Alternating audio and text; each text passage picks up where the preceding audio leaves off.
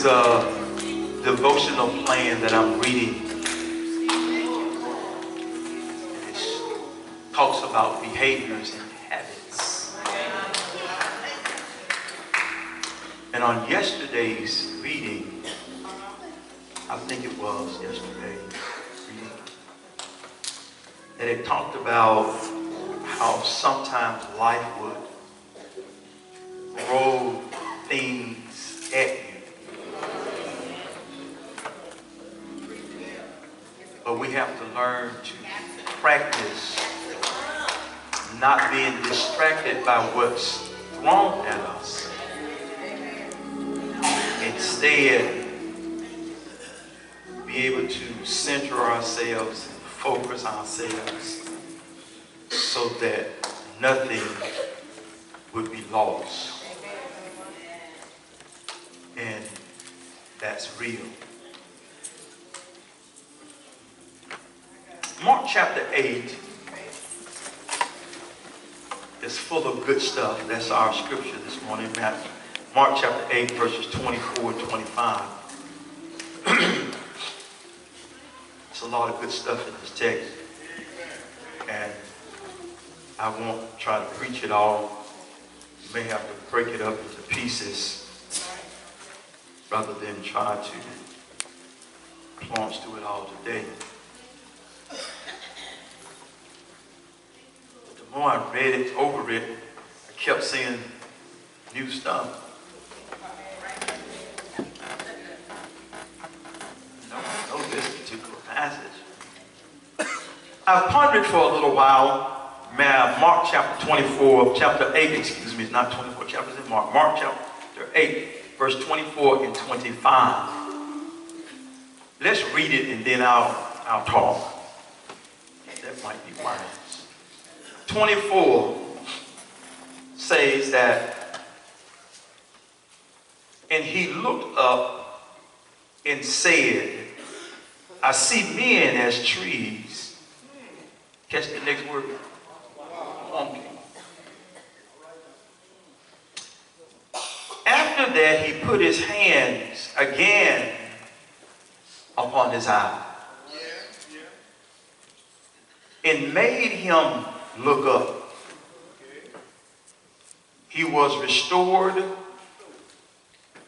and saw every man clearly. From that reading, I want to use for a subject, Lord, restore my vision. Lord, restore my vision. God help me preach today. The subject alone suggests that there was something that was in place, but for some reason or another, it was lost. I have pondered for several weeks what would be a good starting point for this new year. I think that with God bringing us into year 2020, and if I was visiting an optometrist, eye doctor, we would look for vision to be 2020. That number alone suggests to us that we have perfect vision. I feel very strongly that that should be our mission for this year. Perfecting our vision. Y'all bear with me a little.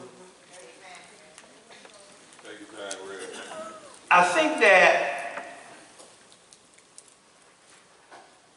vision is as important as as efforts that are made.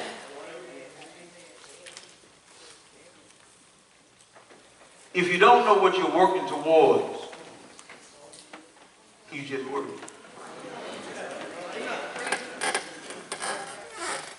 You have to have a picture,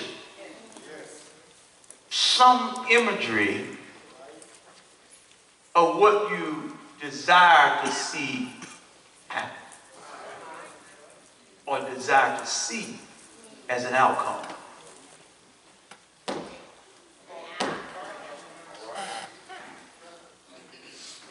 If you don't know what you want,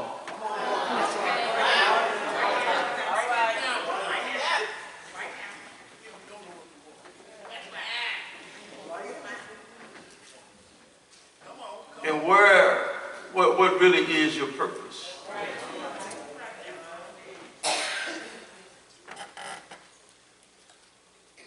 I want to do something real crazy real quick. I ask you to do something crazy every now and again. Close your eyes. Put your hands on your purse if you don't trust the person beside you. But close your eyes. This is not as easy as you think. But I want you to right now picture what you want your family to look like.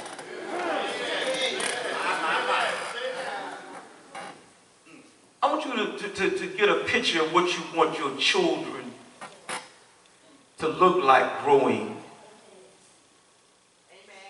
Your health to look like. Your home. Your career.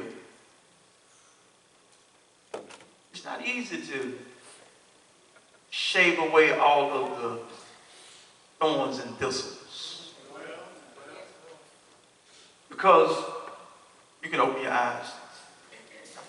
Because the challenge is there's so much on the landscape that distracts us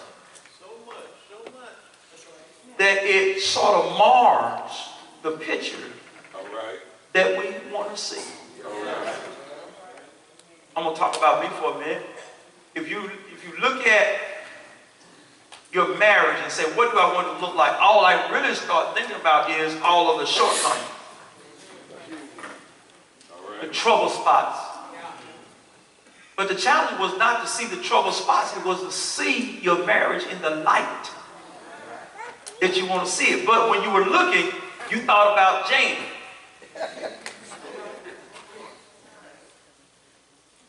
Things she does, don't do, say how she says.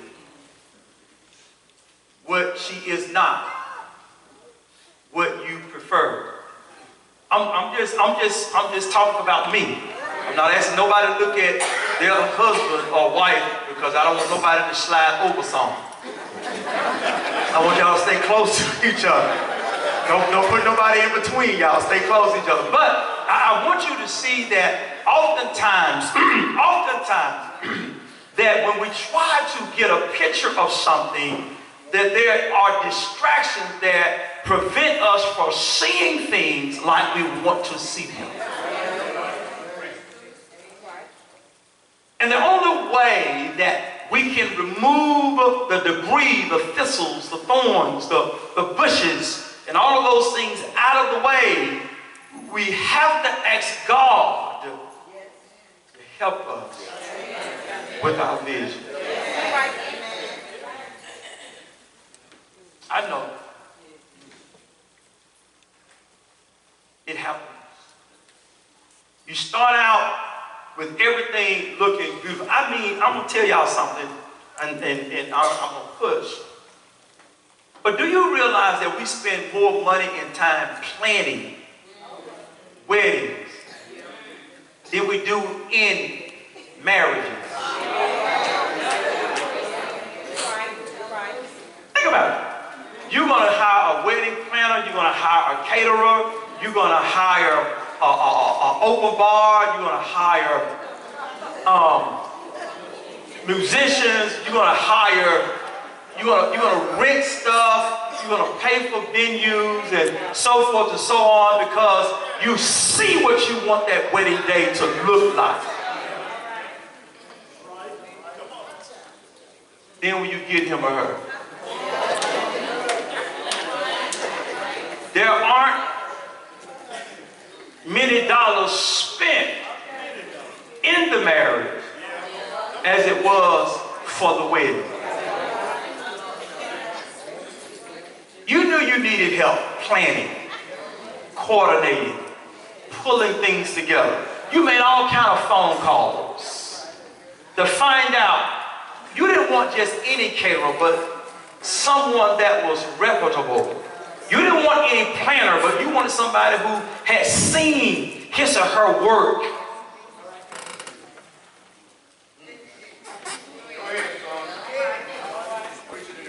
Why? Because you had a picture.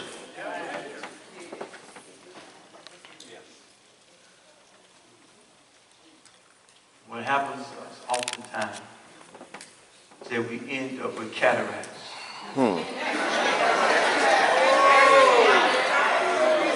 But what are cataracts? Cataracts are arguments that we begin to think about ourselves and less about relationships. Think about how many people used to sit beside you that walked away because it was more about them than it was about the relationship. How many friends detached because they misunderstood you? What you said it out of care and love, but what they heard was you being critical and less appreciative. Because they lost sight of your friendship.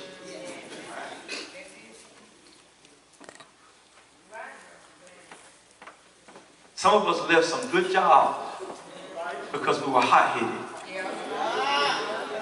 Some of us struggled paying our responsibilities because we quit and didn't have other income. Somebody made you give up your provision because you lost your vision. You didn't realize that you had a mortgage and a car note and children to take care of, and you got hot-headed and resigned and walked away from your job, effective right now. And when you walked out and cooled off, you said, "Oh my God, the mortgage is due."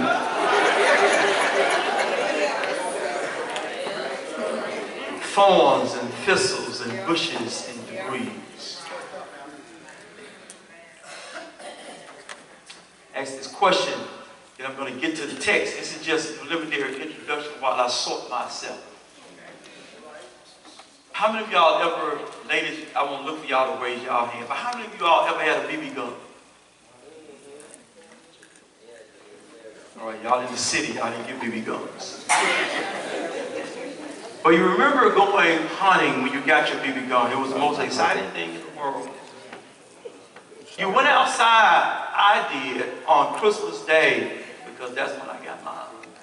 Santa Claus came. And I remember going outside, Tommy, because I could see myself having my first kill of a bird. Oh, I got it. I don't know about you all, but we did crazy stuff, Michael, Francis, like we would take the BB gun and we would pour the BBs in our mouth and then spit them into the load and shake them. That's when you're in the country. It's just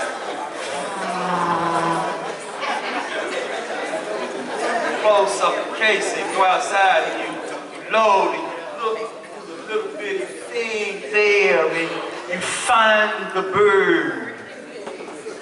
But the bird was not clear of the bushes and the leaves and the stems. Somehow or another, you focus.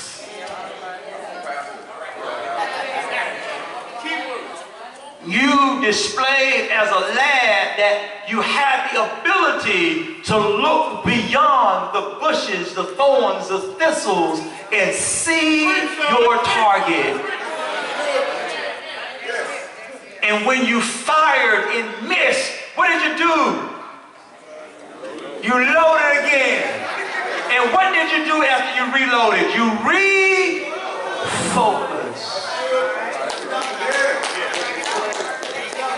What I'm trying to tell you before I get too happy is that sometimes in life you're going to miss your target, but you got to learn how to reload and refocus. Oh, yes you do. Yes you do. Yeah, sometimes things are going to come up. Sometimes things are going to come out. Sometimes things are going to happen. And you got to learn how to refocus. Now let me get to the preaching. Our text introduces us, and I don't know why I'm caught up now in Texas, that I'm trying to find out where Jesus is coming from and where Jesus is going. Where Jesus is coming from is that he's talking with his disciples and he's asking them a question, and they are really caught up in this dilemma, and Jesus asked them, do y'all not remember what's going on here? That I'm the fella that took 5 loaves and 2 fish and fed the multitude of folk and took up 12 baskets. I'm the same man that when y'all was out of groceries that took 7 loaves and fed 4,000 folk, and you end up taking up 7 baskets. What Jesus is trying to get them to see is that not having enough has never been a problem for me. Watch me now. You not having enough has never been a problem for me. Let me say it on this side then. You not having enough has never been a problem for me. They didn't get it either. You not having enough has never been a problem for me. All I need is for you to give me what you have, and I'll take what you have, and I'll bless it, and I'll give you more back than you gave to me. Let me say it over here. All I need is for you to give me what you have, and I'll take what you have, and I'll bless it and give you more back.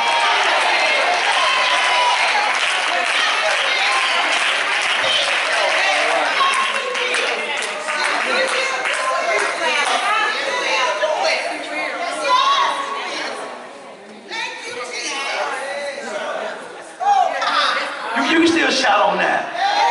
Because I remember not having enough for my mortgage. I remember not having enough for a car note. I remember not having enough to give my children money for lunch. I remember not having enough to bring all of my ends together. But I gave him my tithe, and I gave him what I had. And in return, he opened up doors for me.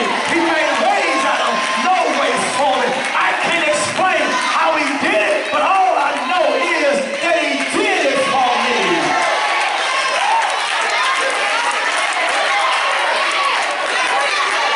Yeah. $15,000 plus in credit cards with a brand new baby and a house note and 2 car notes. And somebody decided we weren't going to pay him anymore. But I don't know how God did it, but God didn't let me lose my house. God didn't let me lose no car.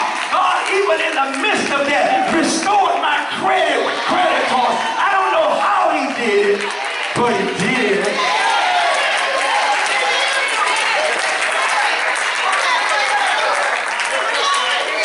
Couldn't afford insurance, and nobody got sick while I was not covered. But listen, he covered me when I didn't have insurance to cover myself. Here we are, and that's the story that Jesus brings us into in introducing that there were some people. I need you to hear this today. How Matthew writes this, Mark writes this in verse number 24. He says, not 24, in 22, he said that he comes to Bethesda, and they bring a blind man, they bring a blind man, they bring a blind man, the messenger say, some people brought a blind man. My question is, who are they and who are the some people that brought him a blind man? Stay with me now. Jesus already told us that when you ain't got enough, it's not a problem for me. What he's now showing us is that when you got issues, you need to bring them to me. Y'all hear me? When you ain't got enough, bring it to me. And when you got issues, bring them to me. I want you to stay with me now because I'm going somewhere with this. I'm going somewhere with this. What I realized, Eric, in the text here is that the blind man didn't ask to go to Jesus. Rather, the people decided for him to take him to Jesus. Now, you might ask the thing here, well, why is that important? Why that important is this, Shonda? Because you need to know that when folks show up messed up like you used to be, you need to know what he did for you so you'll know where to take them. Y'all didn't get that, did you? When you find folk that were messed up like you were messed up and you know what he did for you, you need to know where to take them. My first point then would be this, that you need to know who's in your circle. You need to be careful about who is in your circle. Let me go ahead and say it this way, Susan. The blind man had a clear picture of who he was.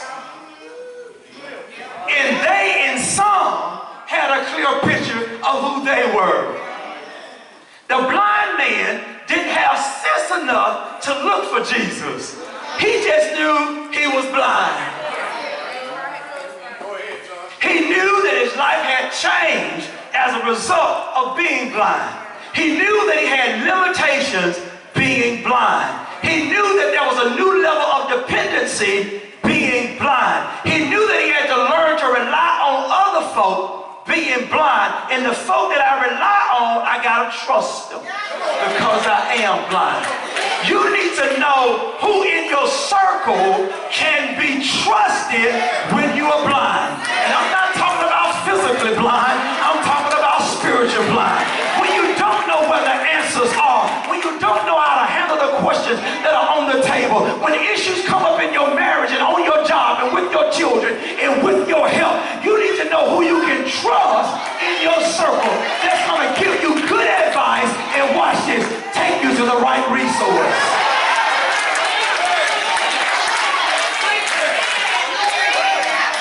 I'm still with the text. Some people took the blind man to Jesus. Watch what the text says. I like the way it put it. Are you with me? It says that they took the blind man to him and asked Jesus, besought Jesus to touch him. Watch the next verse. And he took it.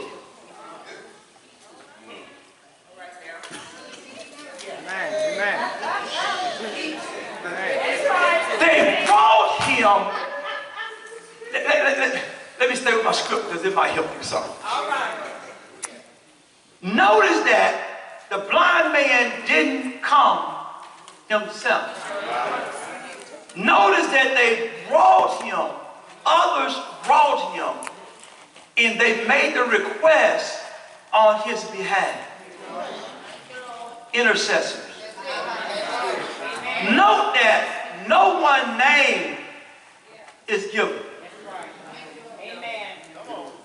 Matthew tells us a story about two blind men. And when Jesus goes into the house, their vision is restored. John tells us about a boy being born blind. But Mark tells us about a man who once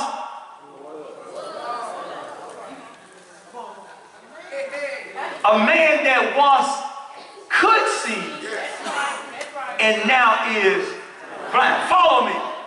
Their names are not given because the who brought him is not as important as who they brought him to.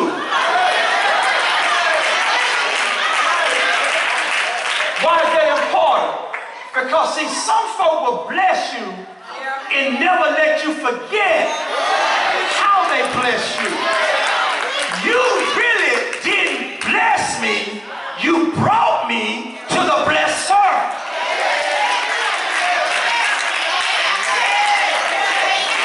I'm not saying that you were not a vessel. I'm not saying that what you did has no value. But what I am saying, don't be a glory stealer.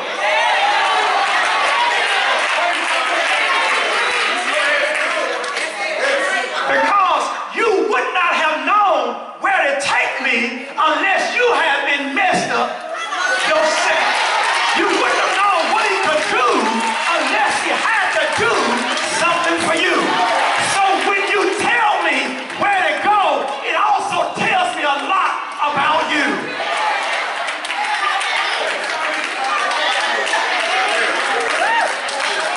Isn't it strange that God has strange ways of keeping us humble?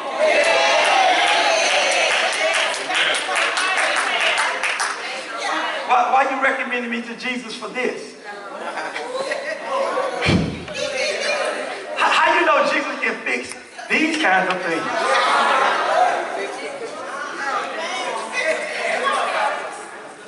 You can't tell folks, I just know he can. Oh, you got to tell them for real. See, I've been there.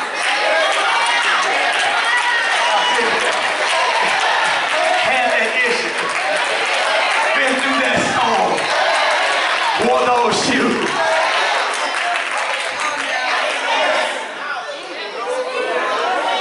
No names are given, but clouds of witnesses are established. Stay with me.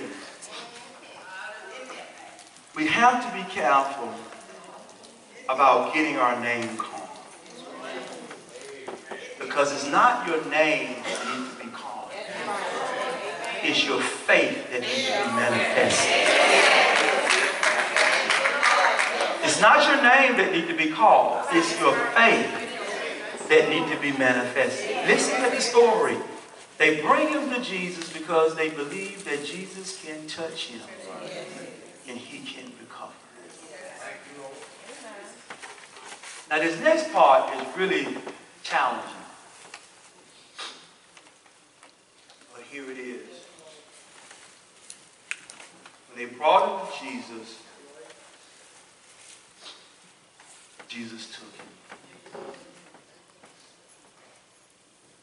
I don't know what that looks like. Can I borrow you too?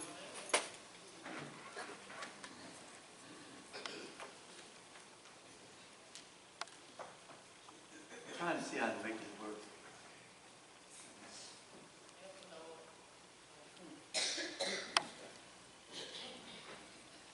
This young lady is single and moving around in the world and with a single parent and so forth and so on.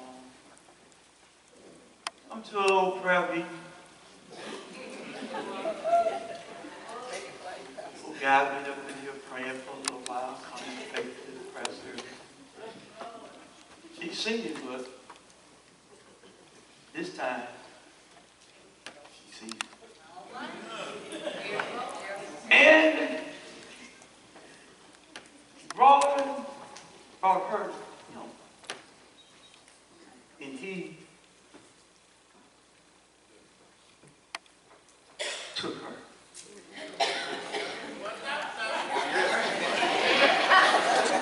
Stay with me. Stay with me. He took her. Ain't perfect. But he took her.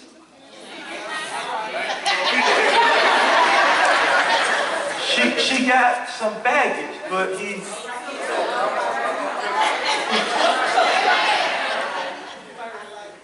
she has a past, but he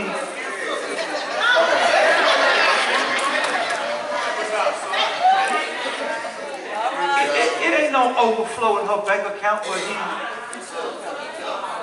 took.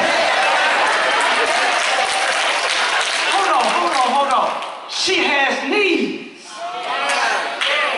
And he took her.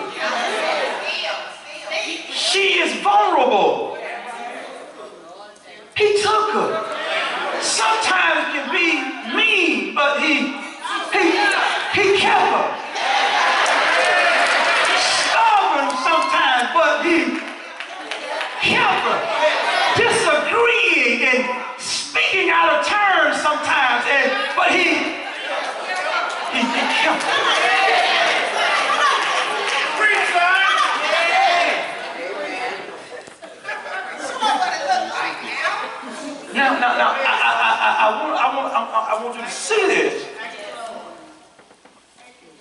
reception or the acceptance is important. But there's something that is as important as acceptance. Jesus took him.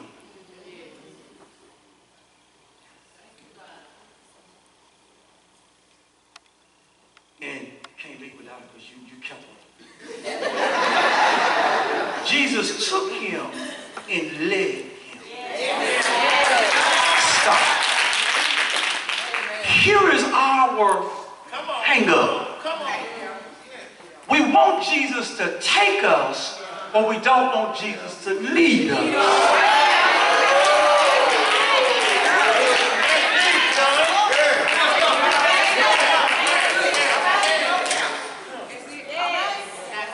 See, the only way that God can help our vision is that we got to let him lead us. In an old white church, they said, let Jesus lead you. Where? All the way. From where? All the way from to. Let him do what? Where? We have to realize that, yes, he will take us, but we must allow him to lead us. If we're going to be helped, if we're going to grow, if we're going to be better, if we're going to improve, we're going to have to let him lead us. I'm going to tell you something. I'm going to tell you something. That's them. That's them. And you might look at them and say, you know what? Shoot. Scotty, come here. Y'all won't mind. I'm going to use y'all too. So, tell me.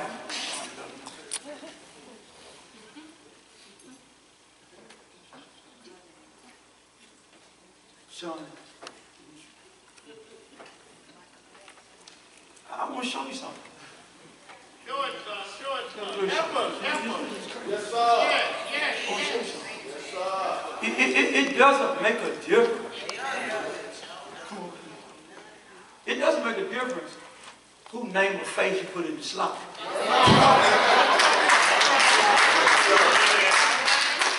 You gotta let, there has to be acceptance. And once there is acceptance, there has to be a follow-up.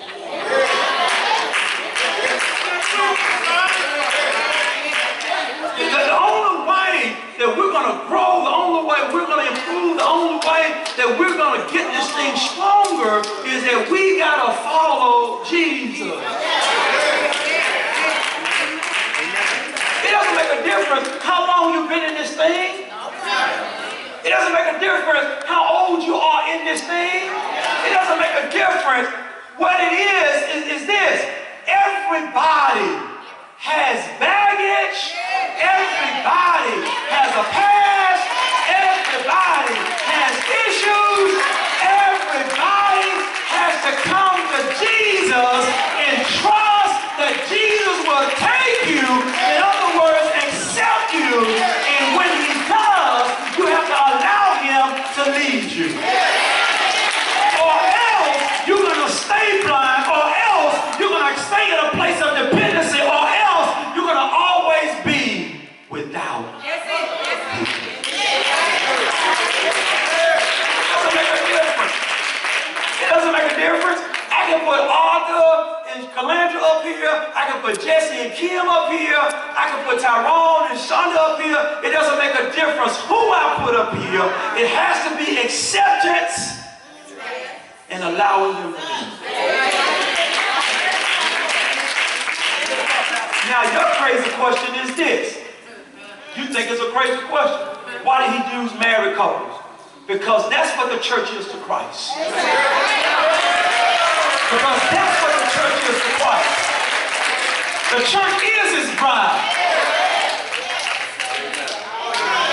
Don't only say it. That boy preaching now. Don't only say it. He preaching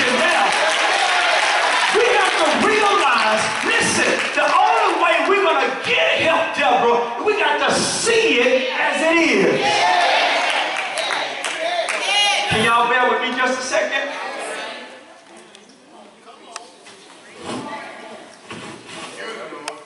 Then I'm going to stop in a minute.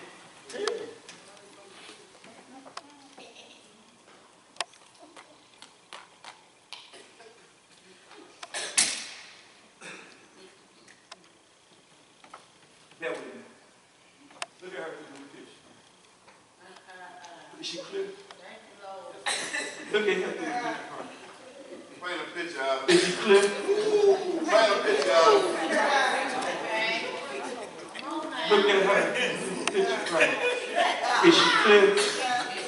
Is she clear?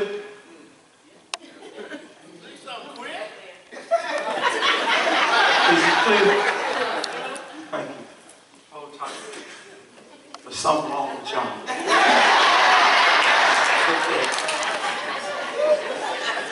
Is she clear? Is he clear? So when he gets some stuff out the way,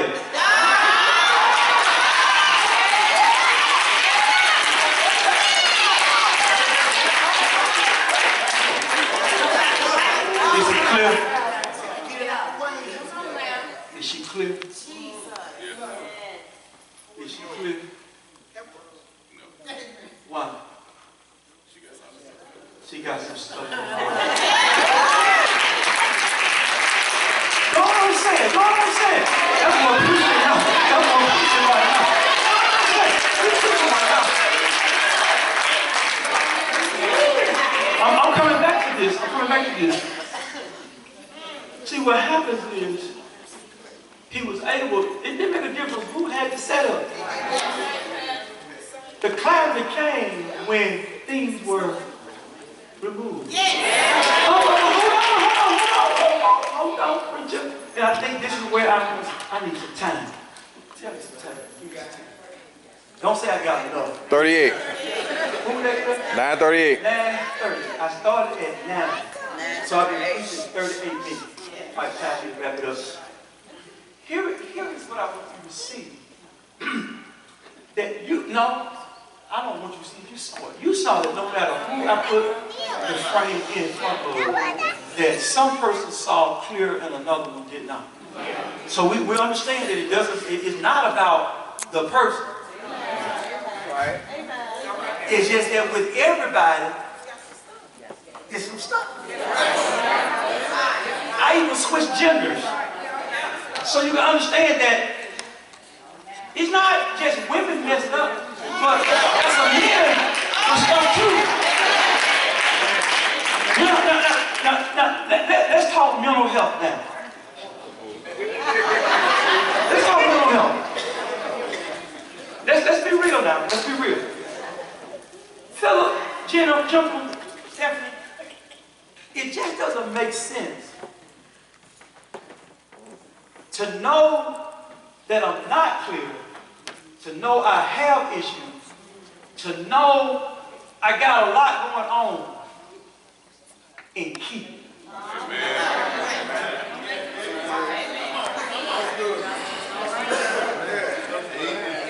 If you want to do better, let me see your hand.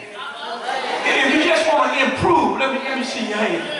See, all of us want better than what we give. I tell you all the time, man, at church, I'm the best husband. In my truck ride, you want to marry me. But when I stop and show up, I come with a whole lot of issues and baggage. Man, I'm going to tell you, think about this. Bear with me. Just for a minute. Stay with me. The productive man that he is at work, man, why can't this man come home and get the kind of end results at home that he do at work? He's an ideal man at work. It doesn't make sense that we know we got all this stuff and we want to keep it. Let me tell you the reason why you can't let it go. Tell it, Because you haven't allowed Jesus to take it. The only way it's going to be changed, transformed, made better, let go of, is that you got to learn how to turn it over to Jesus. Watch the blind man. The blind man knew that he was blind, but he allowed Jesus to take possession of him and lead him where he thought was the best place for him. And the best place for him was not in the village or town, but it was outside of town. In other words, you get the best result when you get away from Pookie and Sean and Cricket and Baby them, from all of the people that you know in your social circle. Sometimes Jesus got to lead you outside of them in order for him to do a perfect work. It doesn't make a difference who you are, but you got to be willing to follow Jesus where he's leading you. Because Ray them and Tommy them and Kookie and Pookie and all of them, they are in your way. And Jesus is saying, let's get out of town so I can do the best work. You don't need to have all these folk in your ears, brother, and all up in your face. I need to get you by myself so I can do my work in you. Because when I work with you, you looking at them, and I need you looking at me. You pondering what they think, what they doing, what they got going on. I need to move you from all of the distractions in town and bring you outside. That's my time today.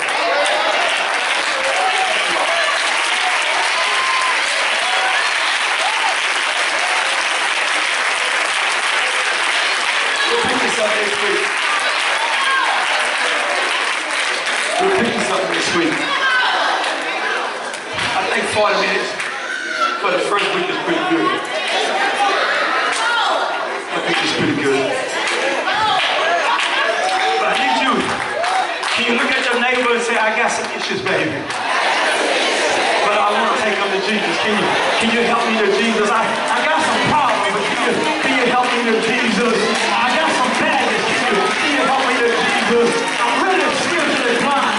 Can you, I mean, I'm for real. Can you look at your neighbor and say, I need some help? And because every one of us needs somebody in our lives that are pushing us where we don't want to go sometimes. All of us need folk in our circle that will take us to where we need to be so we can get the outcomes that we desire. Do you want to be better? Do you want to grow stronger? Do you want to be a builder? Do you want to be alive in God? Do you want to closer walk in relationship with Him? I need to look at the neighbor and say, I'm depending on you. You in my circle. I sit by you nearly every week. I trust in you. I sit by you nearly every time. I'm trusting. I need your help. I need your help. I need your help. I need you praying for me. I need you calling out my name. I need you to don't know my name. I need you to say the person that I set aside on last Sunday, the girl that looks across the aisle at me. I need you, God, to do a word. I need you to do a word. Can you grab that hand today? Can you grab that hand right now? Can you grab that hand that is next to you?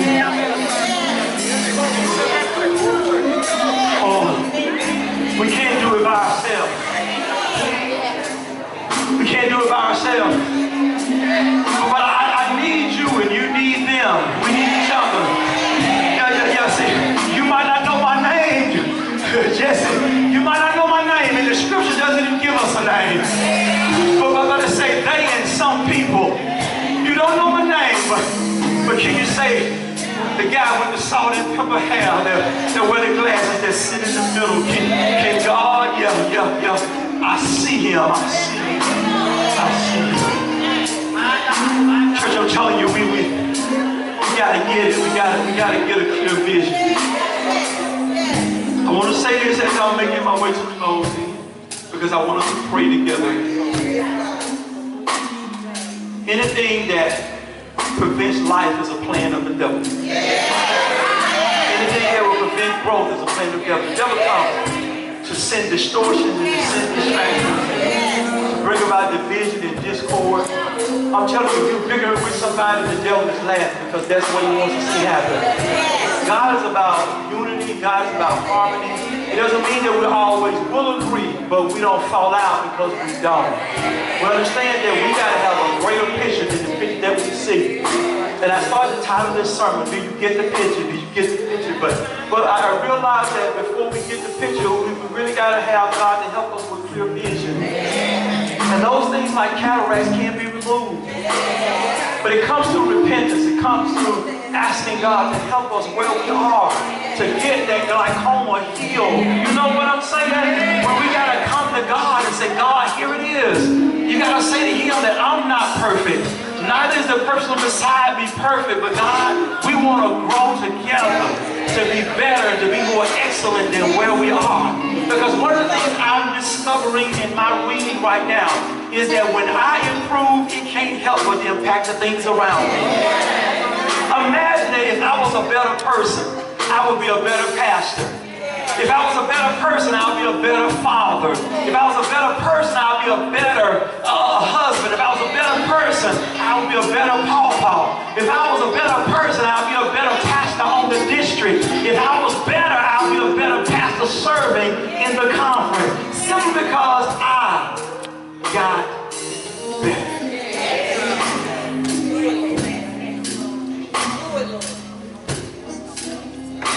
So God, holding hands in person. God, we started this story out saying that the blind man, he knew himself. He knew his limitations. He knew his capabilities. He knew who he was. At this point, he has not asked for Jesus. But those that knew of him sought Jesus on his behalf. The hands that we're holding right now, we go after Jesus on their behalf. Because God, we want them to be fully restored.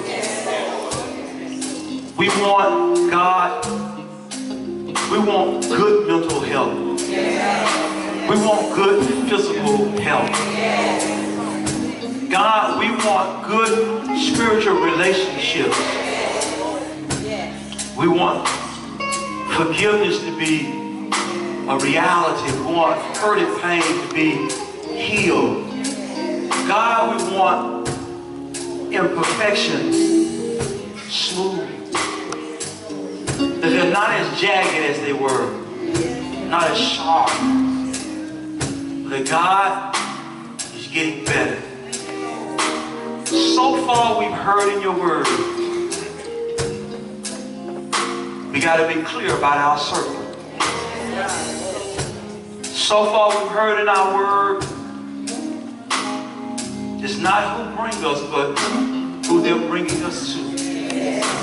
That we're simply instruments, we're vessels. We want to be used to your glory. The hand that we're holding has a house, a place where they dwell.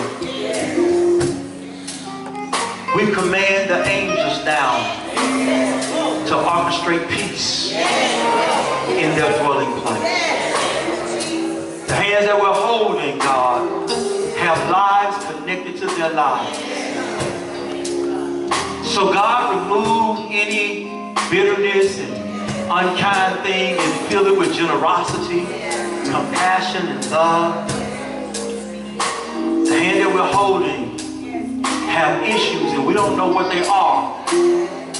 But we know that the issues that we've had, you fixed them for us. So no matter how big or small they are, here they are at your feet right now. Because as these were his friends, they were his companions. They shared his space so sweet. My brother, my sister, remove any clouds that would be confusing. I pray right now, the hands that are being held. I pray wealth. I pray wellness. I plead that you would give them joy, unspeakable, sound mind. And God, as we move forward, increase their faith. To know that you can be trusted to lead them. If they have children, bless their children. May their children be wise, and may they be children that are obedient, and children that will bless their lives and not add worries or sorrow. May their children make them proud. We pray if they are in marriages that God, you will bless their spouse with health, good health. Bless them with a mind of understanding. Bless them with a heart that is loving and patient. Pray that on both you would remove clouds, any darkness, sit in your light. On their jobs, we pray problems out, promotions in. We pray on their jobs that you're bringing things together. If they're in business, we pray now that what perhaps has flatlined will begin to have a heartbeat, and we pray that you would increase, overflow, more than enough. The hand that I'm holding for their personal health, if there's anything that's not right, make it right. The hand that I'm holding, their speech may be life, positive words, encouraging. God, I pray, heal,